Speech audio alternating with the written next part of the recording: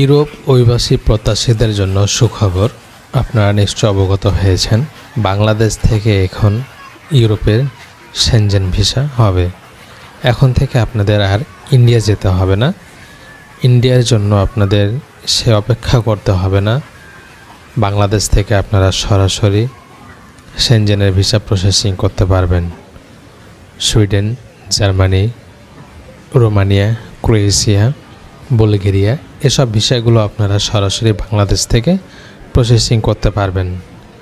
এজন্য আপনাকে ইন্ডিয়া যাওয়ার জন্য যে 1-1.5 লাখ টাকা এক্সট্রা গুনতে হতো, সেটা কিন্তু এখন আর গুনতে হচ্ছে না। আপনারা বাংলাদেশ থেকে অনায়াসেই ভিসার জন্য আবেদন করতে পারবেন।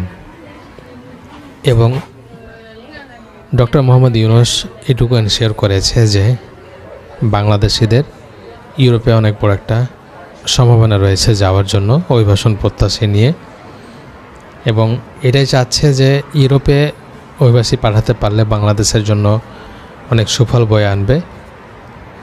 সেই থেকেই ডক্টর মোহাম্মদ ইউনূস কাজ করছে যে বাংলাদেশিরা যাতে ইউরোপের মধ্যে প্রবেশ করতে পারে এবং ভালো একটা কাজ করতে পারে, ভালো রেমিটেন্স পাঠাতে পারে এবং দেশটাকে সমৃদ্ধির দিকে নিতে পারে, সে ব্যবস্থা করছে। এবং তারই ধারাবাহিকতায় 27টি দেশের অ্যাম্বাসেডর বাংলাদেশে আসে এবং ডক্টর মোহাম্মদ ইউনূসের সাথে কথা বলে তারা এনশিওর করেছে তারা বাংলাদেশের পাশে আছে এবং বাংলাদেশকে সর্বাত্মক সাহায্য করার চেষ্টা করবে এবং ভিসা নীতি আরও সহজ করবে। তো এটা থেকে ধারণা করা হচ্ছে এবং এটা থেকেই বোঝা যাচ্ছে যে বাংলাদেশিদের অপার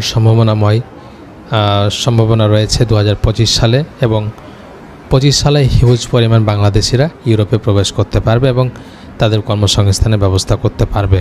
যারা ইউরোপের জন্য চেষ্টা করছেন, এবার কিন্তু আপনারা সেই হতাশাগ্রস্ত থেকে কিছুটা হলেও স্বস্তি পাবেন এবং বাংলাদেশ থেকে আপনারা সেই স্বপ্নের দেশে যেতে পারবেন। হোক ইতালি, হোক ক্রোয়েশিয়া, হোক রোমানিয়া, যেখানে হোক না কেন আপনারা অন্তত প্রসেসিং করতে পারবেন বাংলাদেশ থেকে। আর ইন্ডিয়া কিংবা নেপালের যে প্যারা, সে প্যারাটা আপনাদের গ্রহণ করতে হচ্ছে না।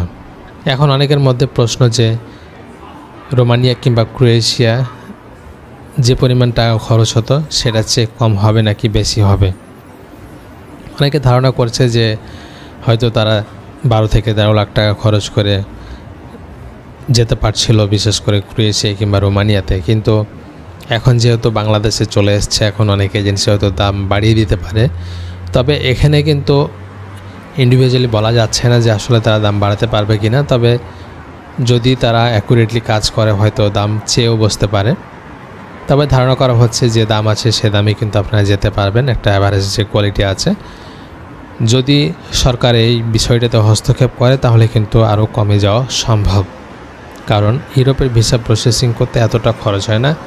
শুধুমাত্র দালাল সিন্ডিকেটদের কারণে এত টাকা লেগে যায় বাংলাদেশিদের ইউরোপের ভিসার জন্য।